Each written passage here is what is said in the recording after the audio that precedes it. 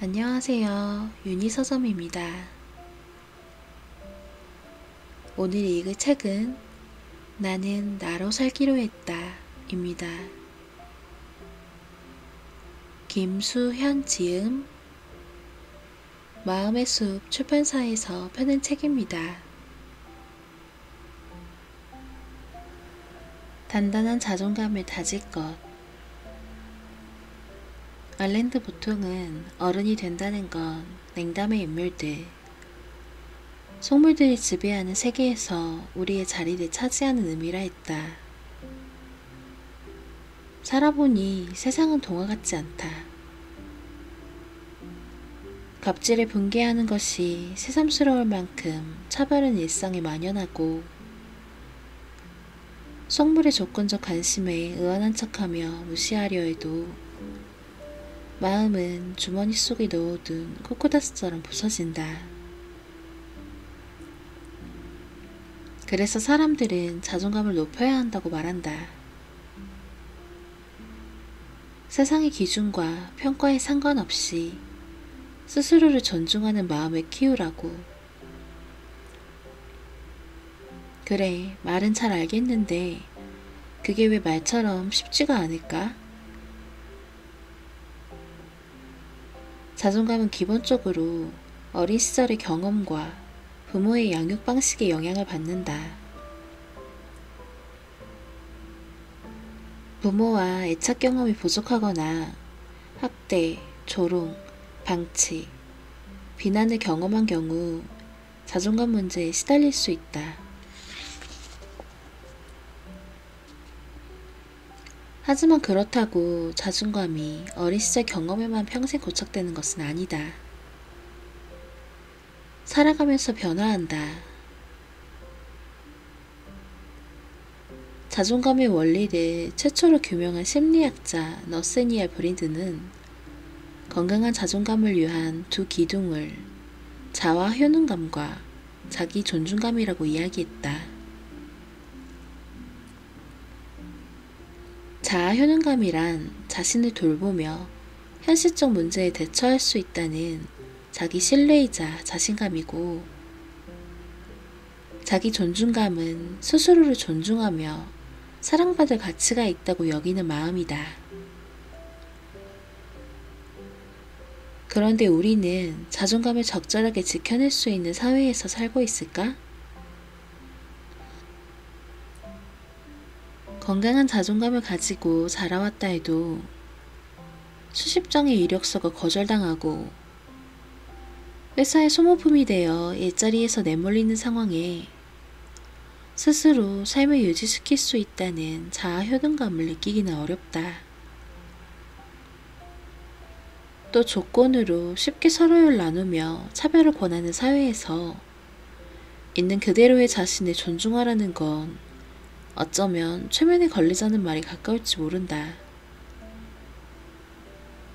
세상은 자존감 없이는 점점 버티기 힘든 곳으로 변해가는데 개인은 자존감을 세우기가 더 어려워지고 있는 것이다. 그럼 우리는 어떻게 해야 돌림노래처럼 반복되는 자존감 문제를 해결하고 이 냉담한 세상에서 우리 자리를 차지할 수 있을까? 이는 두 가지 축에서 이루어져야 하는데, 그 첫 번째 축은 사회적 존중이라는 자존감의 토양을 다지는 것이다. 존중이 희소성을 지닌 경제재가 될 필요는 없다. 사실 돈이 드는 것도 아니지 않은가? 존중이 누구나 얻을 수 있는 공공재가 된다면 우리는 존중받으려 쩔쩔매지 않아도 된다. 그러니 존중을 공공재로 만들자. 서로에게 존중의 원료가 되어주자. 직급에 따라, 연봉에 따라, 직업에 따라, 겉모습에 따라 선별적 존중을 보내는 것이 아닌 자신에 대해서도 타인에 대해서도 조건 없는 공정한 존중을 보내는 것이다. 두 번째 축은 개인 스스로가 자존감에 대해 보다 본질적으로 이해하고 실천하는 것이다. 이를 위해서는 진짜 자존감을 구분하며 자존감의 의미를 이해할 필요가 있다. 자존감은 우월함에서 비롯된 우쭐함도 아니고 누군가에게 사랑받고 인정받아서 얻어지는 일시적인 만족감도 아니다. 자존감의 본질은 자신에 대한 신뢰이자 행복을 누릴 만한 사람이라 여기는 자기 존중감이다. 이건 정신 승리로 얻어지는 것이 아니기에 아무것도 하지 않는데 자신을 신뢰하긴 어렵고 자신의 신념과 반대되는 삶을 살면서 자신을 존중하기도 어렵다. 자존감은 스스로가 믿고 존중할 내면 세계를 세우고 그 신념을 바탕으로 삶을 선택하고 행동하며 책임을 지는 삶의 일련의 과정에서 얻어지는 내면의 힘이다. 그런데 여기에는 중요한 게 있다. EBS 다큐프라임 아이의 사생활에서는 부모의 태도가 자녀의 자존감에 미치는 영향을 실험했다. 실험에 참가한 아이들에게는 퍼즐 조각이 주어졌는데 과제를 어려워하자 자존감이 낮은 아이의 부모는 대신 해결해 주려고 했고 자존감이 높은 아이의 부모는 아이가 스스로 해결할 수 있도록 기다려 주었다. 자존감의 재료인 자신에 대한 신뢰와 존중은 삶의 문제를 해결하고 목표를 달성하는 성공 경험이 축소될 때 생겨난다. 그리고 실험에서 보여주듯이 가장 중요한 건 그 주체가 자기 자신이 되는 일이다. 스스로를 충분히 의식하지 못한 채 타인과 사회의 시선에 끌려다니는 것은 결코 자존감에 닿을 수 없다. 그렇기에 단단한 자존감을 세우기 위한 첫걸음은 분명하다. 나답게 살아가는 것. 그럼 나다운 삶에 다가가는 법에 대해 알아보자.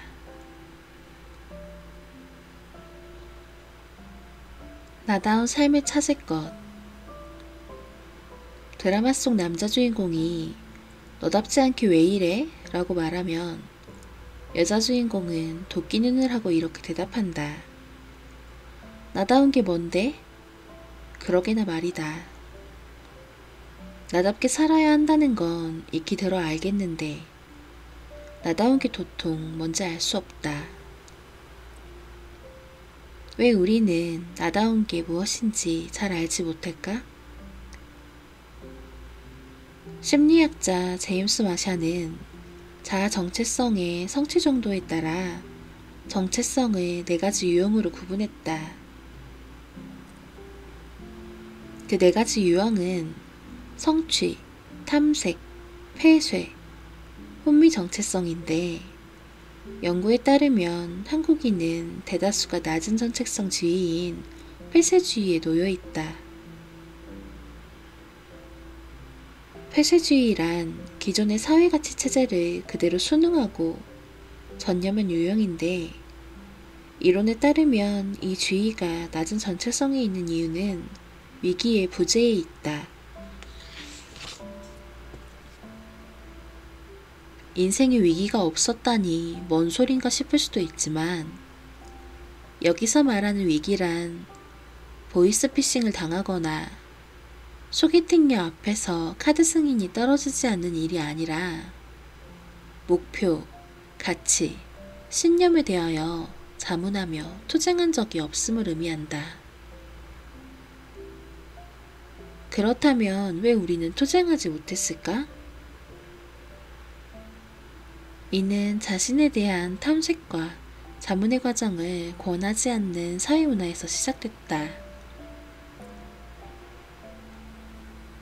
과거 우리의 핵심 도덕이었던 유교에서 개인은 주변 환경과 관계 속에 상호 우선적인 존재였다.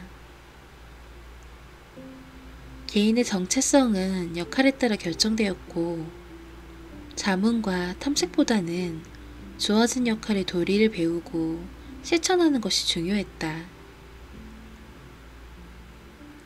사회가 요구하는 인간상에 맞추는 것을 아름다운 삶이라 여긴 것이다. 그렇기에 우리는 자신만의 삶의 방식과 철학을 세우며 사는 것이 아니라 사회와 부모가 요구하는 기준에 맞춰 사는 것에 더 익숙하다.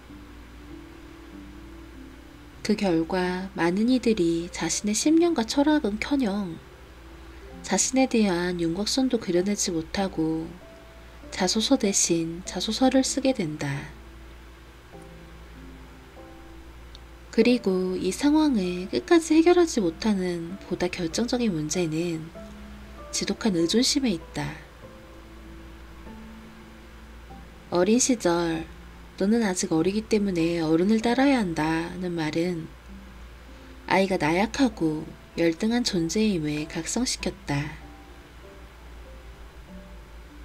많은 부모는 아이의 나약함과 열등함을 이유로 자율성을 허락하지 않으며 아이가 어른이 되는 과정을 빼앗았다. 과정 없이 어른이라는 결과만 남은 이들은 스스로 판단하고 결정 내리는 것을 두려워하기에 나이를 먹어서도 멘토를 찾아다닌다. 그러나 혜민 스님도 한비야도 당신이 어떤 사람인지 알려주지 못한다. 나답게 산다는 것은 경험과 탐색 속에서 스스로 판단하고 스스로 결정하는 법을 익히는 일이다. 프리랜서가 된다고 해서 나다운 것이 아니고, 특이한 취향을 가졌다고 해서 나다운 것이 아니라 자신에 대한 이해를 바탕으로 스스로 판단하고 결정하며 삶을 일구는 것이 나다운 삶이다. 그 시작을 위해선 당신 자신에게 관심을 기울여야 한다. 당신에 대해 글을 써보는 것도 좋은 방법이다. 자신에게 관심을 기울이며 나는 지금까지 어떻게 살아왔는지, 어떤 가치를 실현하며 살고 싶은지, 무엇에 행복해지는 사람인지, 나는 남과 어떻게 다른지 자기 감각을 찾자. 물론 많은 양의 지성과 노력이 필요할 것이다. 의존심을 버린다는 게 두려울 수도 있다.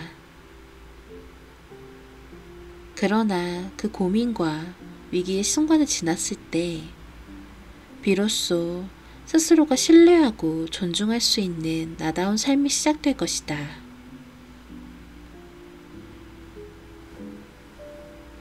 더 이상 삶의 질문을 유예하지 않을 것.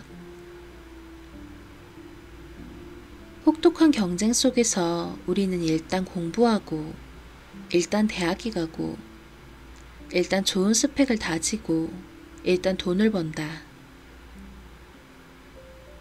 그렇게 아침부터 밤까지, 봄부터 겨울까지 해야 할 일에 쫓기며 어른이 됐다. 그러던 어느 날 문득 이런 이야기를 한다. 내가 좋아하는 일이 뭔지 모르겠어요. 그런 그들에게 되묻고 싶은 질문은 좋아서 해본 일이 있나요? 아이의 정체성과 자존감을 관찰하는 한 방송 프로그램에서 주변 사람들을 잘 돕는 소위 착한 아이가 나왔다. 제작진은 아이에게 하고 싶은 일을 물었는데 아이는 엄마 심부름하기, 아빠 세차 돕기 같은 걸 대답했다. 이에 남을 위한 것이 아닌 진짜 네가 좋아하는 것은 무엇인지 묻자 아이는 답하기 어려워했다. 오랫동안 하고 싶은 일이 아닌 해야 하는 일들에 매몰되어 자신의 욕구를 억눌러 온 사람은 자신이 무엇을 좋아하는지, 무엇을 원하는지 자신에 대한 감각을 잃게 된다. 자신이 원하는 삶은 영원히 발견되지 않은 채 미지의 영역으로 남게 되는 것이다. 만약 이를 원치 않는다면 해야 하는 일이 아닌 자신이 좋아하는 일과 자신의 감각을 되찾아야 한다. 이제 유예했던 삶의 질문들에 답해야 할 순간이다. 당연했던 것에 질문할 것. 한 마을에 부부와 시어머니, 한 새벽의 아들이 살고 있었다. 바디를 나간 며느리가 점심때가 되어 돌아오니 치매에 걸린 시어머니가 닭죽을 끓여놓았다고 했다. 감사한 마음으로 솥을 열어보니 그 안에는 닭이 아닌 아들이 들어있었다. 노망난 시어머니가 손자를 닭으로 착각하고 가마솥에 넣어 삶은 것이었다. 이를 본 며느리는 마음을 추스른 다음 닭을 잡아 시어머니께 닭죽을 끓여드리고 죽은 아이를 뒷산에 묻었다. 세상에 이런 일이 나올 만한 이 아이 유기 사건은 놀랍게도 조선시대의 효부상에 세워진 미담이다. 지금 생각하면 도저히 이해되지 않는 이야기가 아름다운 이야기로 전해질 수 있던 이유는 무엇일까? 당시에는 개인의 감정을 극단적으로 억압하고 돌이라는 이름의 의무를 다하는 것이 미덕이었고, 이것은 아무리 우라가 치밀어도 화합을 위해 희생을 강요하는 통치 이데올로기였다. 나의 어린 시절에도 미덕이 있었는데 바로 근면성실이었다. 비가 오나 바람이 부나 몸이 아프거나 다쳐도 빠짐없이 학교에 가면 개근 상장을 줬고, 칠판 위에는 근면성실이라는 구푼이 쓰인 액자가 걸려 있었다.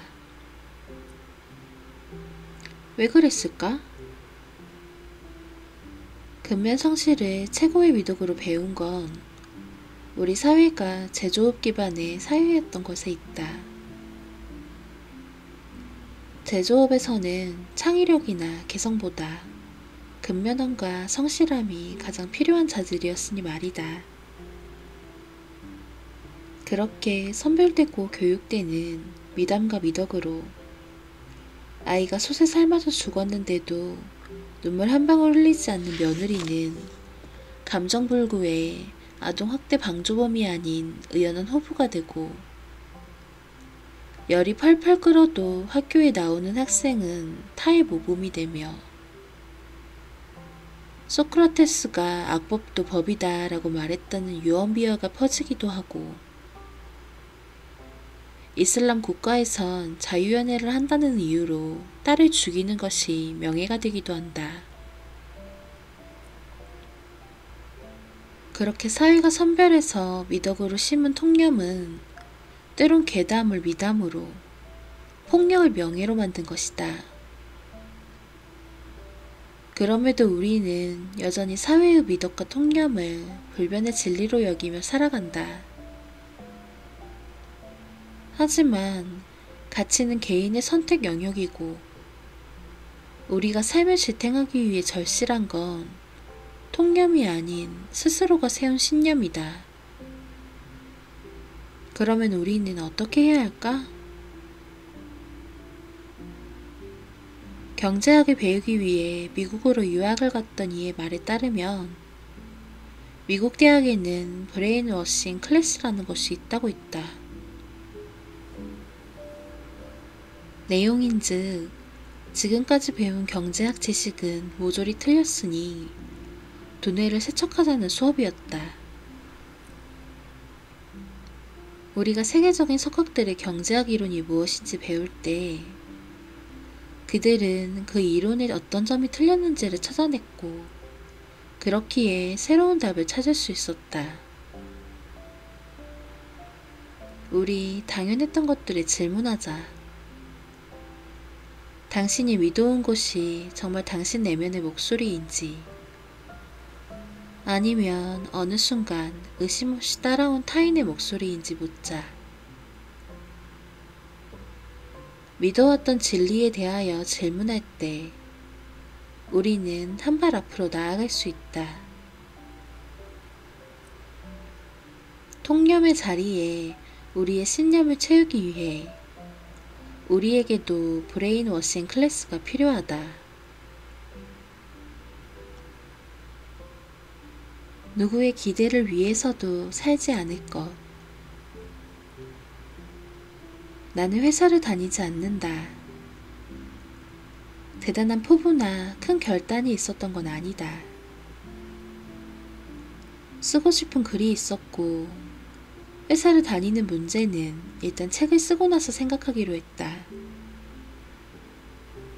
그러다 문득 난 어떻게 그런 중요한 결정을 이를 쉽게 내릴 수 있었을까 하는 의문이 들었다. 생각해보면 내가 그럴 수 있었던 건 부모님의 양육 방식 때문이었다. 나는 살면서 부모님의 강요에 부딪힌 적이 없었다. 내가 어떤 선택을 내릴 때 의견을 주시긴 했지만 결국은 내 선택대로 할 수 있게 해주셨다. 게다가 중학교 시절까지 공부는 안 하고 만화책만 본 나와 달리 언니는 전교 1, 2등을 하는 우등생이었지만 단 한 번도 언니와 비교당한 기억이 없다. 그 덕분에 나는 부모님에게 인정받지 못할까 두려워하지 않았고 스스로 결정을 내리는 것에 익숙했다. 물론 그런 내게도 부모님에게 좋은 모습을 보여드려야 한다는 부담감은 남아있었다. 하지만 그 부담감도 잘라냈는데 부담감이 크다고 사랑까지 큰 건 아니라 생각해서였다. 20대 중반 무렵 밥을 먹다가 부모님에게 나한테는 기대를 버리고 하숙생이라 생각해요 라고 말했다.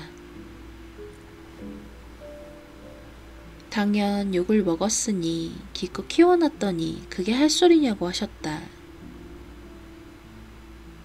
하지만 그 뒤로도 계속 날 하숙생으로 생각하라고 말했다.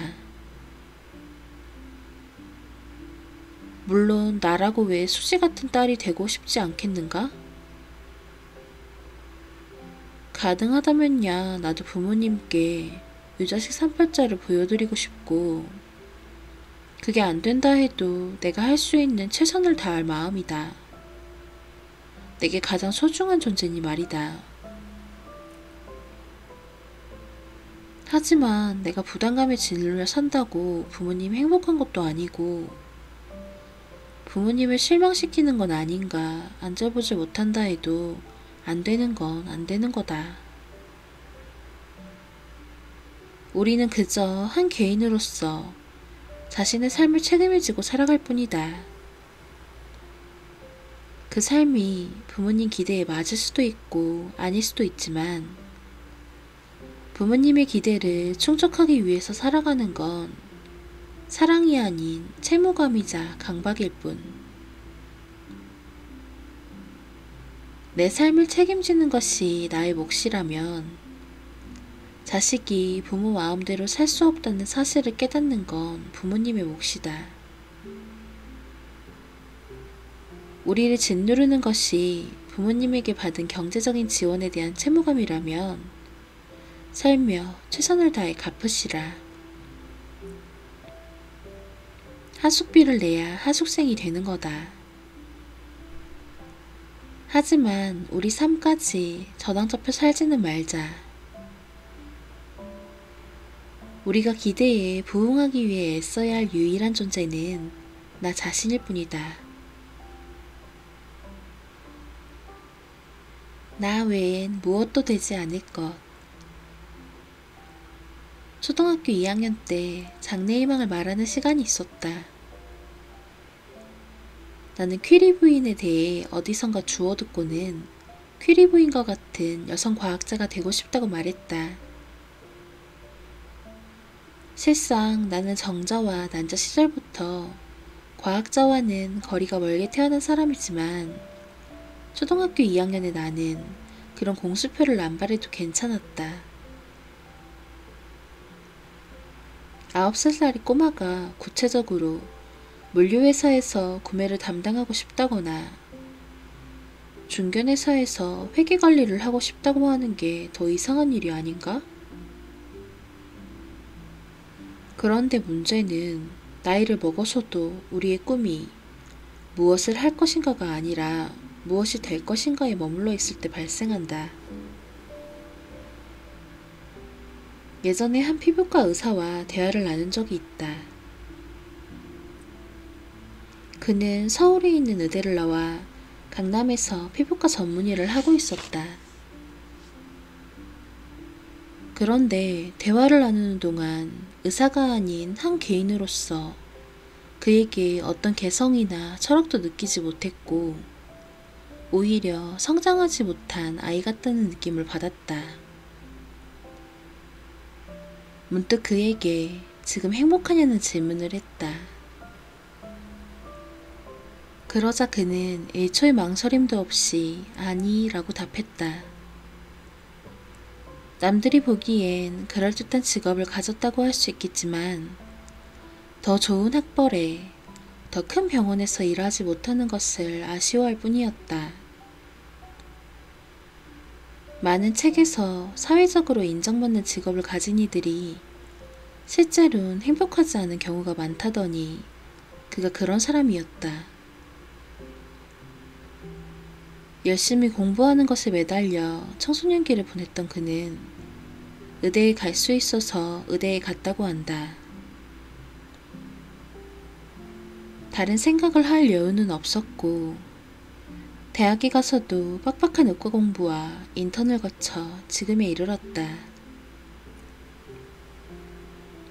그런데 그는 왜 행복하지 않을까?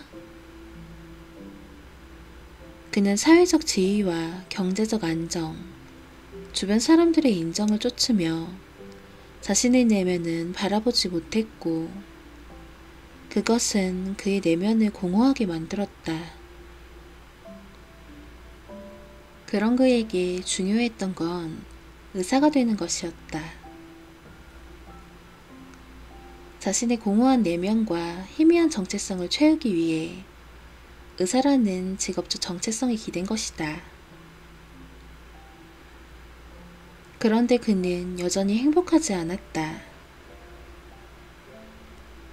의사가 되면 해결될 거라 여겼지만 더 큰 병원과 더 높은 연봉과 더 좋은 배경에 포착혀 있을 뿐 텅 빈 내면은 어떤 외적 가치로도 채워질 수 없었다. 물론 한 개인에게 직업은 단순히 돈벌이만을 의미하지 않는다. 하지만 직업이란 보다 자기다워지는 일이지 없는 자아를 창조하는 일은 아니다. 시작이 되는 눈 뭉치가 있어야 눈덩이를 굴릴 수 있다. 내면은 돌아보지 못한 채 외면의 가치만을 쫓는 한 언제나 비교 속에서 살 뿐 결코 진짜 행복과 자존에는 닿을 수 없으니 우리에게 절실한 건 우리를 증명할 명함이 아니라 누구에게도 증명할 필요 없는 나 자신이 되는 것이다. 세상의 정답에 굴복하지 않을 것. 동네 커피숍에서 우연히 초등학교 원어민 강사인 캐나다인과 대화를 나눈 적이 있다. 그녀는 내게 우리나라에 와서 이상하게 느낀 점을 이야기했는데 한국 사람들은 스마트 스튜던트를 굿 스튜던트라고 생각한다는 것이다. 그녀가 봤을 땐 공부를 못해도 굿 스튜던트가 될 수 있고 공부를 잘해도 굿 스튜던트가 될 수 있는데 말이다. 우리가 흔히 생각하는 스마트는 굿이라는 등식에 그녀는 의문을 가지고 있었다. 잘 산다는 의미 역시 비슷한 맥락을 갖는다. 잘 산다고 할 수 있는 요소에는 경제적인 기반 외에도 건강한 신체와 좋은 인간관계, 삶의 철학과 예술을 즐길 수 있는 신미한, 이를 통해 느끼는 보람 등 다양한 가치가 있다. 그렇지만 우리에게 잘 사는 것, 웰빙이란 오직 부자인 삶, 리치의 의미로만 이야기된다. 왜 우리는 그 많은 가치들을 잊은 채 한 가지 가치로만 수렴하도록 프로그래밍 된 것일까? 아마도 6.25 신성과 반공 이데올로기가 지대한 영향을 끼쳤을 테다. 더는 침략당하지 않고 절망을 대물림하고 싶지 않았던 6.25 심성은 도발단속과 통금시간이라는 군대식 문화와 획일화된 통제에 따르겠고 반공 이데올로기는 다른 답을 논하는 것 자체를 불순하게 만들었다. 집단이 강요하는 한 가지 방식과 한 가지 답을 견뎌온 것은 어떻게 해서든 살아남아야 했던 우리의 생존 방식이었다. 이렇게 뿌리내린 생각의 방식은 몇 세대를 걸쳐 이어졌다. 100억 달러 수출, 1000달러 소득같이 계량화한 한 가지 목표에 매진하게 했던 사회 방식은 5kg 감량, 토익 900 달성 같은 개인의 삶의 방식으로 자리 잡았고 획일적인 사회 모습은 한 가지 답을 쫓는 개인의 모습으로 남아있게 되었다. 그래서 우리 사회에서는 체지방 17%에 48kg여야 되고 밝고 겸손한 성격이어야 하며 좋은 대학을 나와 대기업에 가야 한다. 높은 기준의 단일화된 정답을 이야기하며 정답에 대한 병적인 찬사와 오답에 대한 노골적인 모욕을 서슴지 않는다. 그 속에서 졸지에 오답이 된 개인은 혼자의 힘으로 그 부적절함을 견뎌야 한다. 그 결과 우리에겐 정답이 된 소수의 오만과 오답이 된 다수의 열패감으로 응축된 병적인 사회가 남아있다.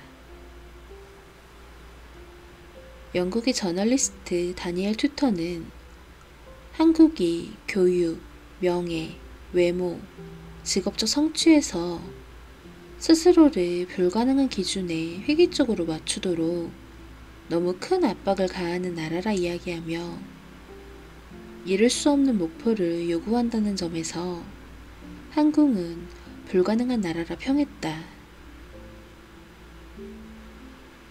우리가 생각하는 이상적인 나는 과연 가능한 존재인가?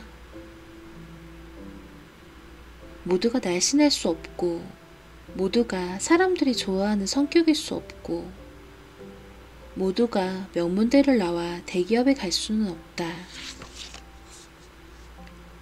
아니, 모두가 그렇다면 그거야말로 은하철도 999에 나올 법한 비정상적인 행성일 뿐이다.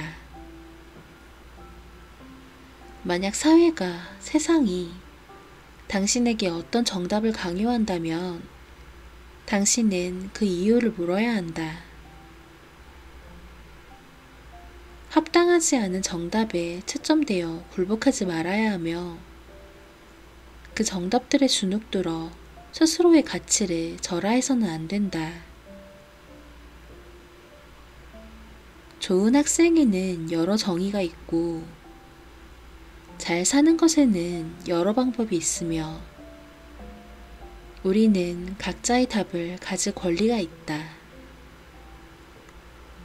우리는 오답이 아닌 각기 다른 답이다.